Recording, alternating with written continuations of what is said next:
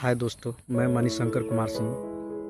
मैं आप लोगों को आज कर्ज के दलदल से निकलने का उपाय बताऊंगा। आपसे एक रिक्वेस्ट है कि आप इस वीडियो को पूरा देखिएगा।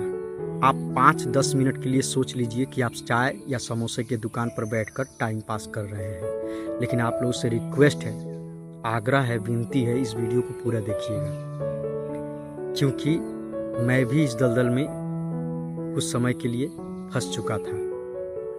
अभी कुछ हद तक निकल चुका हूँ, लेकिन थोड़ा मोड़ा अभी भी फंसा हुआ हूँ। और यकीन के साथ बताता हूँ, अगर इस वीडियो को पूरा देख लिए ना, तो आप कर्ज लेने से पहले 100 बार सोचोगे। तो जैसे कुछ मैं बता दूं कि पहले हमारे जो पूर्वज थे, ऐसा नहीं कि पहले के लोग कर्ज नहीं लेते थे, लेकिन इस तरह से आजकल के जो जनरेशन है, जो हम लोग का जनरेशन है, इस तरह से नहीं लेते थे। पहले के लोग कम पढ़े लिखे थे, कम नॉलेजेबल थे, उनको हिसाब तक जोड़ने नहीं आता था, लेकिन उनके पास एक सबसे बड़ी चीज थी, समझदारी।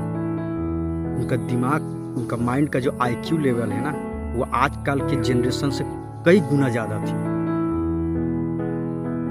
वरना देख लो, आजकल तरह तरह के न्यूज आ रहे हैं कि कर्ज के दबाव में, डिप्रेशन में एक युवक ने गलत कदम उठा लिया, कर्ज के दबाव में एक पूरा परिवार ने आत्महत्या कर लिया।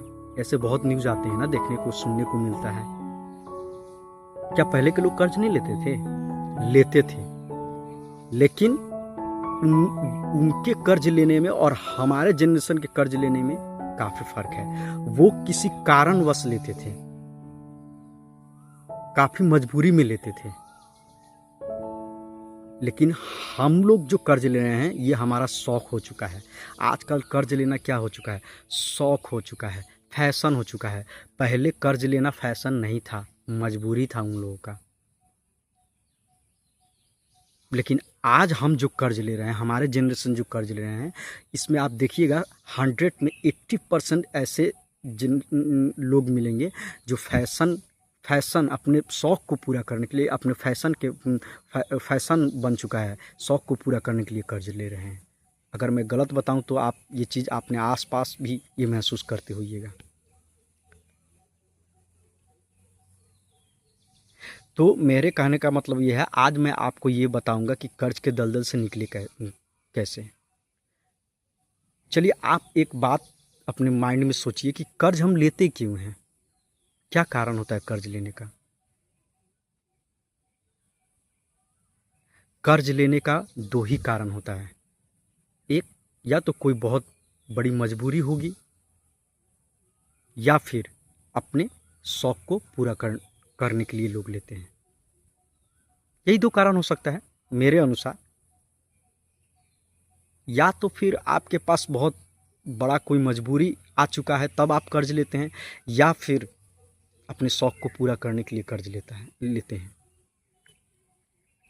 और आपको मैं बता दूं, एक बार जो कर्ज ले लेता है ना,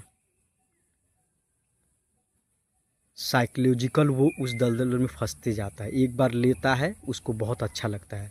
जैसे होता है ना, कोई नशा करता है तो एक बार नशा ले लेता है, 2 बार लेता है तो वो उसका आदी हो जाता है, गुलाम हो जाता है। देखो, लाइफ में किसी का गुलाम मत बनो, चाहे वो कोई भी आदत हो, उसका गुलाम मत बनाओ, उसको अपना गुलाम बनाओ।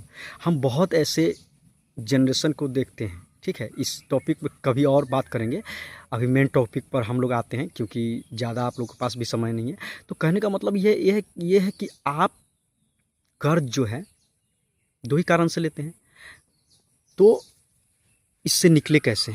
इससे निकलने का सबसे बड़ा कारण है, सबसे पहले अपने इच्छाओं पर काबू पाएं।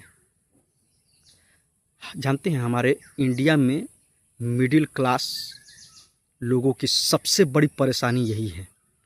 वो गली गली में बेइज्जत होते हैं, गली गली में उनका मजाक उड़ाया जाता है, गली गली में उनको टॉर्चर किया जाता है। यहाँ तक कि मिडिल क्लास में मेरे साथ ऐसा हुआ है। मैं जब मतलब 4 लाख के कर्ज में पड़ चुका था, ठीक है, थोड़ा सा कर्ज लिया किसी कारण से, ठीक है। क्या हुआ कि कोई एक बिजनेस चला रहा था, जैसे मुर्गी फार्म होता है, मुर्गी फार्म खोला। तो मैंने देखा कि अरे यार, मुर्गी फार्म खोल रहा है, ये तो आगे बढ़ रहा है, मैं क्या कर रहा हूँ, मैं भी बिजनेस करूँगा, चलो एक एक्स्ट्रा बिजनेस किया जाए, ठीक है। तो मैंने भी देखा देखी मुर्गी फार्म खोल दिया। यहाँ पर मैंने क्या गलती किया? मुर्गी फार्म खोलना गलत बात नहीं है, बिजनेस करना गलत बात नहीं है, लेकिन यहाँ पर बात ये हो गया कि मेरे पास एक भी रुपया नहीं था, मैंने सेविंग कुछ नहीं किया था। इसलिए मेरा पिछला वीडियो है यही बताया था कि कम से कम सेविंग ज़रूर कीजिए। सेविंग क्या चीज़ होता है वो मुझ जैसा इंसान को पता चलता है। अब देखिए यहाँ गलती क्या हो गया कि मैंने एक भी रुपया सेविंग नहीं किया था, तो पैसा आएगा कहाँ से? मुर्गी फार्म 1-2 रुपया में तो खुलेगा नहीं, पैसा आएगा कहाँ से? तो मैंने मैंने मुर्गी फार्म को खोलने के लिए पैसा दूसरे किसी से जाकर मांगा, तो उसने मुझे 5 रुपया ब्याज पर पैसा दिया, 1 लाख रुपया। तब जाकर मैंने मुर्गी फार्म खोला। उसके बाद दूसरी गलती मेरी क्या थी, मैंने देखा देखी काम किया। एक काम होता है जो दिल से होता है, जब दिल से कोई काम करोगे ना तो उसके बारे में आप रिसर्च करोगे, उसके बारे में जानोगे, नॉलेज लोगे। एक होता है कि उसको देख लिए, अरे वो इतना महंगा गाड़ी खरीदा है, कितना अच्छा लग रहा है, लोग उसको बहुत तारीफ़ कर रहे हैं, लोग उसका मैं भी ले लेता हूँ, मेरा भी तारीफ़ करेंगे। अब यहाँ पर गलती हो जाती है। तो मैंने यहाँ पर गलती यही किया कि मैंने देखा देखी ये काम किया, और देखा देखी करने का मतलब ये हुआ कि मैंने इस बिज़नेस के बारे में रिसर्च नहीं किया, इस बिज़नेस के बारे में कोई नॉलेज नहीं जुटाया, और इससे हुआ क्या कि मेरा जो मुर्गी फार्म है उसमें घाटा लग गया। एक भयंकर घाटा लगने के कारण मेरा सारा रुपया क्या हुआ, डूब गया। अब बताओ, बिजनेस भी डूब गया, पैसा भी गया, लेकिन जिसने पैसा दिया है अब वो द्वार पर दौड़ने लगा, घर पर आने लगा, कॉल करने लगा। इस तरह मेरी स्थिति हो चुकी थी कि रातों को नींद नहीं आता था। 1-1 बजे रात को, 2-2 बजे रात को टेंशन में, कभी करवट यहाँ इस लेफ़्ट के साइड में फेरता था, कभी राइट के साइड में, यार पैसा कहाँ से दूंगा, और घर में कमाने वाला मैं एक, पैसा कहाँ से दूंगा, कहाँ से आएगा? तो यही होता है। तो या तो आप शौक, ये मेरा शौक था, ये मेरी मजबूरी नहीं थी। अगर मैं मुर्गी फार्म नहीं खोलता फिर भी मेरा जीवन यापन अच्छा से चल रहा था, लेकिन मैंने अपने शौक को पूरा करने के लिए मैंने कर्ज लिया। एक बात और, कर्ज लेने वाले आत्महत्या क्यों करते हैं, डिप्रेशन में क्यों जाते हैं? क्योंकि ज़्यादातर कर्ज लेने वाले घर में गार्जियन टाइप के लोग होते हैं, जिस पर पूरा परिवार निर्भर रहता है, जिसके कमाई पर। अब होता क्या है कि जब गार्जियन को खुद को दुख पहुँचे ना तो वो सह लेता है, लेकिन उसके कारण अगर उसके परिवार वाले को दुख पहुँचे, तकलीफ़ हो, तो वो सह नहीं पाता है, तब डिप्रेशन में चला जाता है। यही हुआ मेरे साथ, मैं डिप्रेशन में चला गया था। मेरे कारण मेरे परिवार वालों को जलील किया जाता था, मेरे कारण मेरे परिवार वालों को टॉर्चर किया जाता था, उनको तरह तरह की बातें बोला जाता था, ठीक है। अब ये मुझसे सहन नहीं हो रहा था, मैं डिप्रेशन में चला गया था। फिर बाद में, ये दूसरी कहानी है।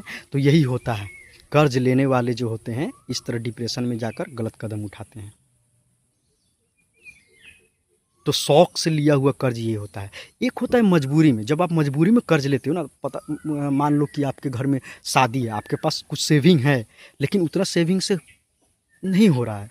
आजकल तो बहुत फैसिलिटी, हमारे पूर्वज जो थे उस समय कोई फैसिलिटी नहीं था। आजकल तो लड़कियों के लिए सुकन्या खुल चुका है, सुकन्या खोला गया है, उससे बहुत राहत मिल जाता है। पहले ये सब कुछ नहीं था, तो तब भी हमारे पूर्वज पैसा एक एक पाई शुरू से ही जमा करता था, सेविंग कर। वो कितने मतलब बुद्धिमान थे, उनके सोच को मतलब प्रणाम करता हूँ मैं। हमारे पूर्वज जो थे वो उसी शुरू से ही एक एक रुपया बचाना शुरू कर देते थे। इज्जत की ज़िंदगी अगर कोई जीता था तो हमारे पूर्वज जीते थे। अगर सर उठाकर कोई जीता था तो गुलाम था हमारा देश, फिर भी वो सर उठाकर जीते थे, किसी से इस तरह मांग। आज हमारा देश आज़ाद है, फिर भी इस आज़ाद देश में सबसे ज़्यादा अगर कोई गुलाम है तो हम मिडिल क्लास लोग हैं। सबसे बड़ा उसमें से कारण है कर्ज का दलदल। हमारा रहन सहन, लाइफ स्टाइल इस तरह बिगड़ चुका है कि हमें हमें अपने आप पर भरोसा नहीं रहता है, अपने आप पर, अपने स्किल पर, अपने कमाई पर भरोसा नहीं रहता है कि हम कमा कर कुछ कर सकते हैं। हम दूसरे पर निर्भर हो जाते हैं कि अरे चल भाई वो तो कर्ज देने के लिए तैयार है, जाएंगे 20-30 हज़ार लेंगे, 50 हज़ार लेंगे, काम चलाएंगे, फिर कमा कर दे देंगे। सोचने में 1 सेकंड में सोच लेता है आदमी, कितना कितना आसान लगा सोचने में, लेकिन लेने के बाद जब वो दलदल में फंस जाता है फिर उसको पता चलता है कि कहाँ से चुकाऊँगा और क्या होगा, अब क्या करूँ मैं। तो ये होता है, शौक़ से लिया गया कर्ज घातक होता है। अगर मजबूरी में लेते हो तो कोई दिक्कत नहीं है। अब मान के चलो आपके वही मैं बता रहा था कि आपके घर में अगर शादी है तो अगर रुपया कम पड़ रहा है, लाख 50,000 रुपया कम पड़ रहा है, तो आप वो वाला कर्ज अगर लोगे तो आपका पूरा गार्जियन सपोर्ट करेगा, आपके घर में जो भी फैमिली है वो भी सपोर्ट करेगा। आप उस पर विचार करोगे, सभी का उसमें राय विचार होगा, सब आपस में राय विचार करोगे, अपने बीवी से, अपने बच्चों से, अपने घर में और जो आपके बुजुर्ग हैं उनसे राय विचार करोगे, कितना पैसा कम हो रहा है, क्या किया जाए, कर्ज किसी से कर्ज लिया जाए या दूसरा रास्ता अपनाया जाए, ये राय विचार होगी। तो यकीन मानिए वो कर्ज नहीं होता है, वो आसानी से आप चुका भी दोगे और आपके ऊपर कोई मानसिक तनाव भी नहीं आएगा। लेकिन शौक़ से लिया गया कर्ज सबसे पहले तो कोई सुझाव नहीं देगा, आपके घर के जो बड़े बुजुर्ग हैं वो सुझाव नहीं देंगे, वो यही कहेंगे अगर तुझे नया बाइक ही खरीदना है तो 6 महीना काम कर ले, 6 महीना घर पर पैसा मत देना, कम देना, थोड़ा थोड़ा सेविंग कर ले, साल भर सेविंग कर ले, और उसके बाद जो पैसा तुम बचा लोगे उससे बाइक खरीद लेना, कर्ज लेने की क्या ज़रूरत है। कोई राय नहीं देगा, वहाँ आपका मनोबल टूटेगा। और यहाँ मनोबल टूटना ज़रूरी है, वहाँ मनोबल टूटेगा, लेकिन मनोबल तो टूटा लेकिन आप बच जाएंगे, वो आपको बाद में समझ में आएगा। जब कोई कर्ज के दलदल में फंसा हुआ व्यक्ति दिखाई देगा, रोता हुआ दिखाई देगा, समझ में आएगा कि ओ मेरे पिताजी ने मुझे रोक दिया था, मेरे बाबा जी ने मुझे रोक दिया था, बहुत अच्छा, मैंने उनका बात मानकर बहुत अच्छा किया। तो ये होता है मजबूरी और शौक़ से लिया गया कर्ज। इसीलिए शौक़ से लिया गया कर्ज ज़्यादातर परिवार में किसी को पता नहीं होता है। तो शौक़ से लिया गया कर्ज हमारे लिए दलदल के समान है। तो इससे अगर बचना है तो सबसे पहले अपनी इच्छाओं पर काबू कीजिए। कोई चीज़ आपको ख़रीदना है तो प्लानिंग कीजिए। मैं ये नहीं कह रहा हूँ कि अपने शौक़ को पूरा मत कीजिए, लेकिन समय दीजिए। हमारी सबसे बड़ी कमज़ोरी है कि हमको जो भी चीज़ चाहिए आज ही चाहिए, अभी चाहिए, इसी वक्त चाहिए, और यही तो सबसे बड़ा ट्रैप है, यही तो सबसे बड़ा ट्रैप है। और इसी ट्रैप को अपना मजबूती बनाकर जो कर्ज देने वाले होते हैं वो आपको फंसाते हैं। नहीं, यही मैंने महसूस किया है। यही मैंने जो मुर्गी फार्म वाला बात बताया था, क्या वो मैं साल भर के बाद नहीं खोल सकता था? अगर मैं साल भर इकट्ठा करता पैसा, कुछ थोड़ा थोड़ा सेविंग करके, वो अगर चला जाता तो मुझे 2 मिनट के लिए दुख होता, 1-2 दिन दुख होता कि मेरा घाटा लग गया।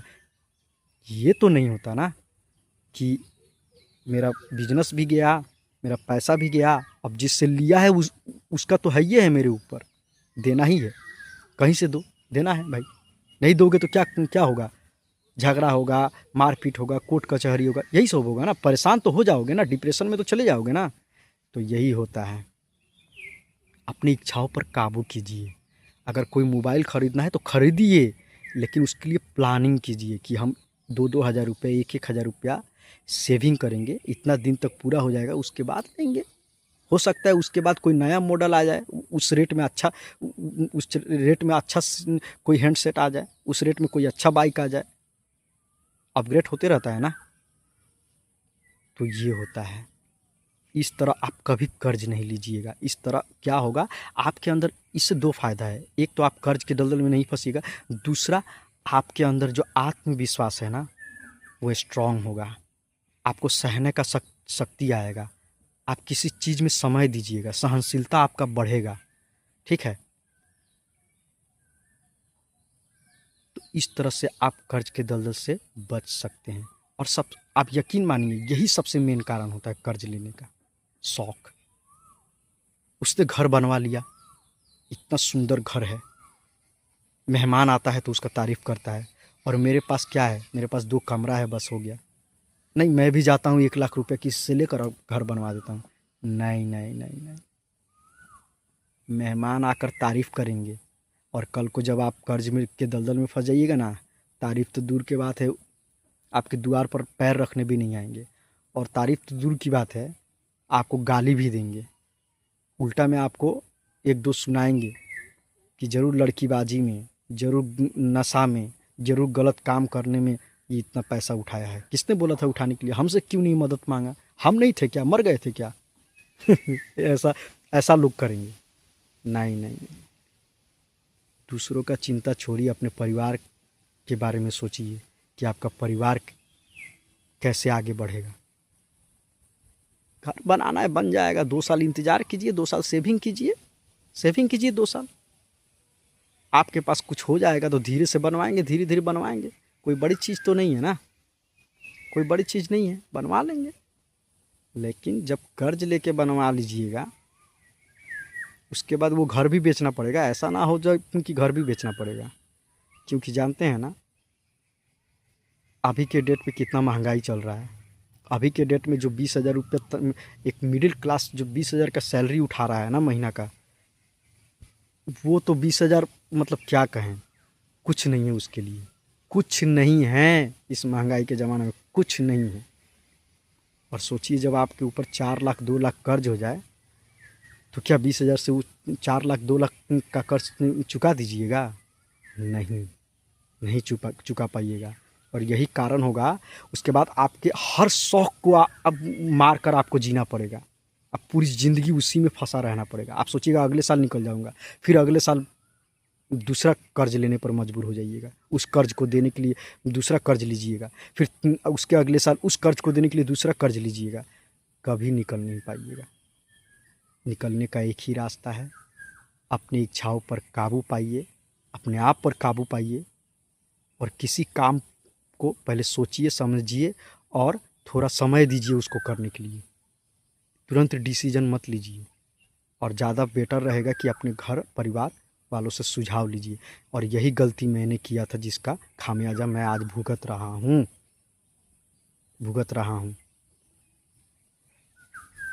Thank you. वीडियो अच्छा लगा हो तो सब्सक्राइब कीजिएगा चैनल को। काफ़ी लंबा वीडियो हो गया, लेकिन मैंने यह शेयर किया आप लोगों से, ये मेरा मन का बात था।